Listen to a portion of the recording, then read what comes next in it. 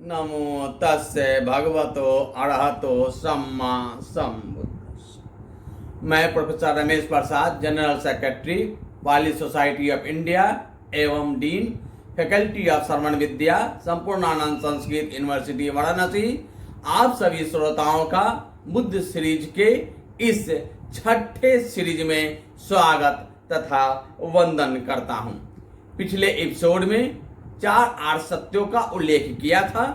प्रथम आर्य सत्य जो दुख है, उस पर चर्चा हुई थी। दुख किन किन रूपों में हमारे सामने प्रकट होते हैं, इन्हें देखा था। इस एपिसोड में हम अन्य 3 आर्य सत्यों की चर्चा करने जा रहे हैं। पिछले एपिसोड में जो दुख देखा, जिन दुखों को सुना, वह अकारण नहीं है, उसका कोई ना कोई कारण है। अकारण कोई घटना घटती भी नहीं है, बिना कारण के किसी कार्य की उत्पत्ति नहीं होती है। अगर दुख है तो उसका कारण है। यही शास्त्रा बुद्ध का दूसरा आर्य सत्य है, सेकंड नोबल ट्रुथ है। दुख समुदय अर्थात दुख का कारण है। तथागत नियति अथवा भाग्य में विश्वास नहीं रखते हैं, वे कर्म को प्रधान मानते हैं। उनके अनुसार दुख किसी अलौकिक शक्ति की देन नहीं है, बल्कि स्वयं के द्वारा किए गए कर्मों का फल है। अत्ता ही अतनो नाथो को ही नाथो पड़ोसिया। आप अपना मालिक स्वयं हैं, दूसरा कोई भी आपका स्वामी नहीं हो सकता है। अगर आप दुखी हैं तो उसका कारण आप स्वयं हैं। प्रथम आर्य सत्य में देखा था कि हम आजीवन प्रिय बनाते हैं, अप्रिय बनाते हैं, अनेकों प्रकार की इच्छाएं करते रहते हैं। यही तो दुख का कारण है। इसी को तृष्णा कहते हैं, पाली में तन्हा कहते हैं। सम्यक संबुद्ध के शब्दों में दूसरे आर्य सत्य को देखते हैं। यायं तन्हापनो भविका नंदी राग सहगता तत्र तत्राभिनंदनी सयथीदं काम तनहा भव तनहा विभव तनहा। यह जो तृष्णा है वह पुनोभविका है, यानी पुनः पुनः उद्भव होने वाली है, बारंबार उत्पन्न होने वाली है। एक तृष्णा, एक इच्छा शांत होती नहीं है कि दूसरी खड़ी हो जाती है। ऐसा क्यों होता है? नंदी राग सहगता, क्योंकि ये तृष्णाएं आनंद तथा राग से युक्त है। इन तृष्णाओं से हम चिपक गए हैं, आनंद तथा राग से पैदा इसमें कर रहे हैं, उनमें आसक्त हो गए हैं। आसक्त होकर उसमें आनंद खोज रहे हैं, इसलिए यह बारंबार उत्पन्न होती है। यह तत्र तत्राभिनंदनी है, अर्थात जहां जहां वह मिलती है वहां वहां उसका अभिनंदन करते हैं, स्वागत करते हैं। उदाहरण के लिए, पेट भरा हो लेकिन कोई रसमलाई रसगुल्ला ले आया अथवा कोई उसे खाने के लिए आग्रह कर दिया तो खा लिए, उसका अभिनंदन किए। परिणाम पेट खराब हो गया, तबीयत खराब हो गई, नींद आ रही है।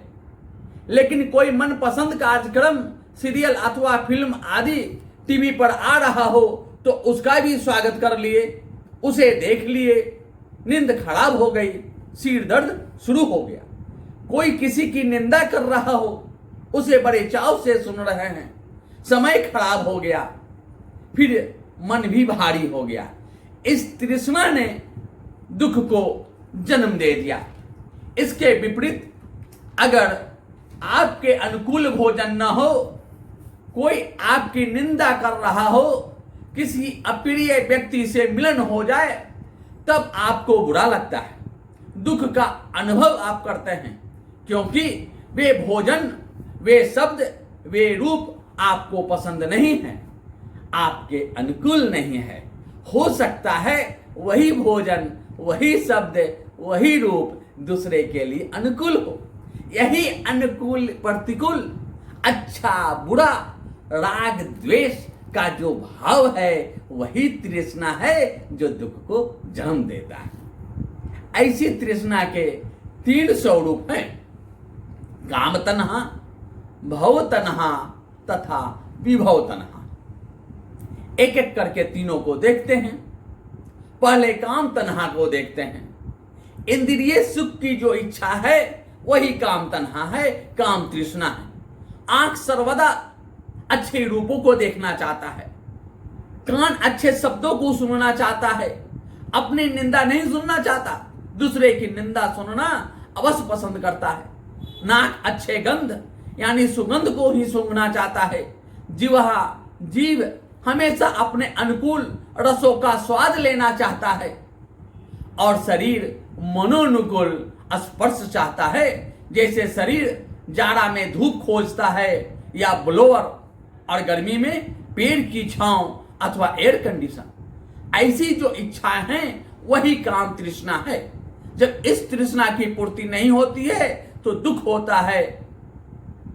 अब भव तन्हा भव तृष्णा को देखते हैं। भव का सामान्य अर्थ होना होता है।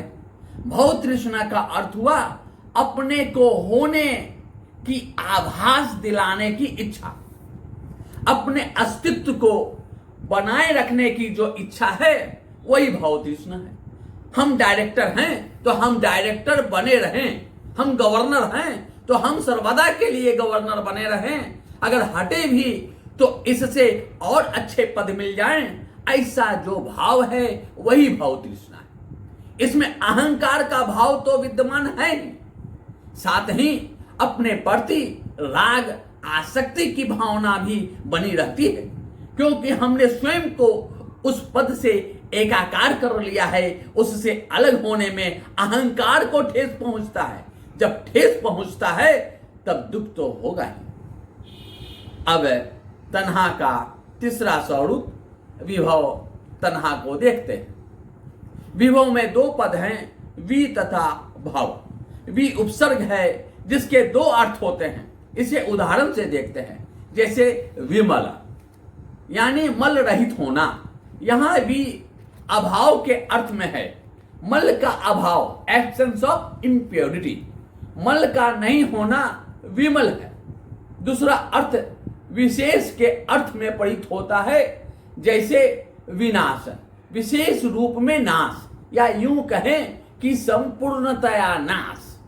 उसी तरह विभव से भी दो तात्पर्य है। पहला अभाव के अर्थ में देखते हैं।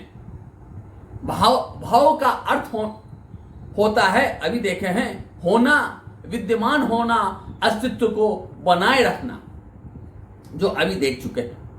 यहां विभव का अर्थ हुआ अस्तित्व का अभाव, अस्तित्व का विद्यमान नहीं होना, स्वयं का नहीं अपने प्रतिद्वंदी का, अस्तित्व का अभाव अर्थात नष्ट हो जाना, यानी दूसरे को नष्ट करने की जो इच्छा है वह विभव तन्हा है, विभव तृष्णा है। विभव को अब दूसरे अर्थ में देखते हैं, विशेष अथवा संपूर्ण के अर्थ में। स्वयं को संपूर्ण रूप में अस्तित्व को बनाए रखने या विशेष रूप में अपने अस्तित्व को बनाए रखने की जो इच्छा है वह विभव तृष्णा है। यहां भी अर्थ वही है। कहने का अर्थ यह है कि जब अपने अस्तित्व को किसी भी स्थिति में बचाए रखने की जो इच्छा करते हैं तो वैसी स्थिति में प्रतिद्वंदी को नष्ट करने की कामना भी शामिल रहती है। जैसे जैसे यह कामना बढ़ती है वैसे वैसे दुख भी बढ़ता है। इस विभव तन्हा के लिए एक उदाहरण देखते हैं कि जैसे किसी चुनाव में कैंडिडेट या उम्मीदवार स्वयं की जीतने की इच्छा रखता है, साथ ही इसी इच्छा में प्रतिद्वंदी के पराजय की कामना भी शामिल होती है। ऐसा भाव ही विभव तन्हा है, विभव तृष्णा है। सारांशतः कह सकते हैं कि दूसरे को नष्ट कर, दूसरे को पराजित कर स्वयं के अस्तित्व को बनाए रखने की जो इच्छा है वह विभव तृष्णा है। और जब यह इच्छा पूरी नहीं होती है तब दुख होता है। अब तीसरा आर्सत, थर्ड नोबल ट्रुथ, जिसे हम लोग दुख निरोध के नाम से जानते हैं, देखते हैं। दुख निरोध अर्थात इस दुख को जो अभी हमने देखा, उस दुख को रोका जा सकता है, इस दुख का अंत संभव है। अभी हमने देखा कि बिना कारण के किसी कार्य की उत्पत्ति नहीं होती है। अगर दुख है तो उसका कोई ना कोई कारण है, और वह कारण तृष्णा है, जिसकी चर्चा अभी सेकंड नोबल ट्रुथ में दूसरे आर्य सत्य में कर चुके हैं। अगर हम कारण को ही हटा दें तो कार्य की उत्पत्ति नहीं हो सकती है। जैसे दूध है तभी दही बनता है, अगर दूध को ही हटा दिया जाए तो दही कैसे बनेगा? असंभव। ठीक उसी तरह तृष्णा को नष्ट कर देने से दुख का भी अंत हो जाता है।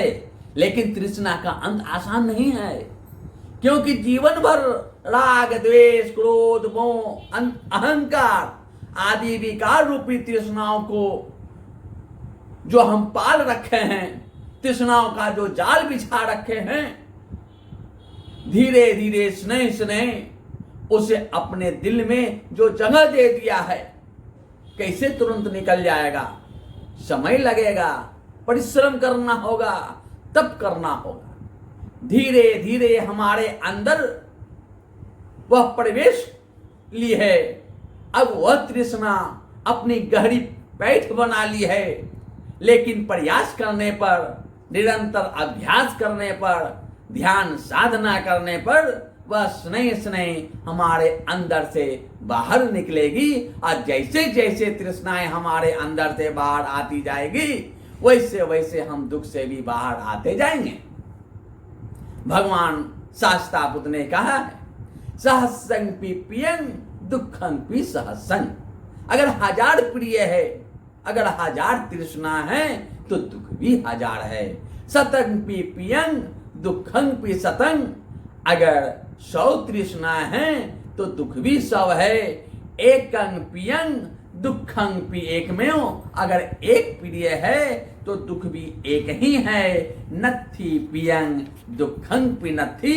अगर एक भी प्रिय नहीं है, एक भी तृष्णा नहीं है, तो दुख भी नहीं है।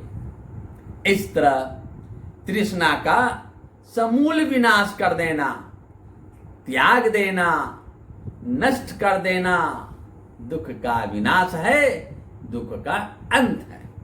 और जब दुख का अंत हो जाता है, तब परम सुख निर्वाण की प्राप्ति होती है, जो भगवान को बोधि वृक्ष के नीचे प्राप्त हुई थी। इसलिए सम्यक संबुद्ध से महापरिनिर्वाण पर्यंत भगवान को दुख स्पर्श तक न कर पाया। निर्वाण की चर्चा हम आगे के एपिसोड में करेंगे। यहां पर एक कथा सुनाते हैं, जो संयुक्त निकाय के अक्कोश सुत का है। एक समय भगवान राजगृह के वेलुवन में विहार कर रहे थे। तब अक्कोशक भारद्वाज नामक ब्राह्मण ने सुना कि भारद्वाज कुल का एक ब्राह्मण घर से बेघर हो बुद्ध संघ में परिवर्जित हो गया है, बुद्ध संघ में शामिल हो गया है। यह सुनकर वह आग बबूला हो गया, क्रोधित होकर बुद्ध के पास गया और रूखे और कठोर शब्दों से बुद्ध पर क्रोध करने लगा और उन्हें अपमानित करने लगा। बुद्ध मुस्कुराते रहे, शांत, परम शांत, प्रशांत अवस्था में उसकी बातों को बिना प्रतिक्रिया किए सुनते रहे। जब अक्कोशक भारद्वाज चुप हुआ, तब बुद्ध ने उससे पूछा, क्या तुम्हारे पास कोई मित्र तथा सगा संबंधी अतिथि के रूप में आता है? भारद्वाज ने उत्तर दिया, हाँ बिल्कुल, कभी मित्र अतिथि के रूप में आता है तो कभी सगा संबंधी। फिर बुद्ध ने प्रश्न किया, उस अतिथि को भोजन के लिए पूछते हो? भारद्वाज ने कहा, हाँ, कभी कभी उन्हें खाना खाने के लिए, भोजन करने के लिए कहता हूं। तब बुद्ध ने कहा, अगर वह अतिथि तुम्हारे उस भोजन को स्वीकार नहीं करता है, ग्रहण नहीं करता है, तब उस भोजन को तुम क्या करते हो? भारद्वाज ब्राह्मण ने कहा, वह भोजन मेरे पास ही रह जाता है। तब बुद्ध ने अत्यंत ही सहृदयता पूर्वक कहा, हे अक्कोशक भारद्वाज, जो तुमने अपमानित करने वाले कठोर शब्दों को, अपशब्दों को मुझे परोसा, उसे तो मैंने ग्रहण ही नहीं किया। ऐसे थे बुद्ध।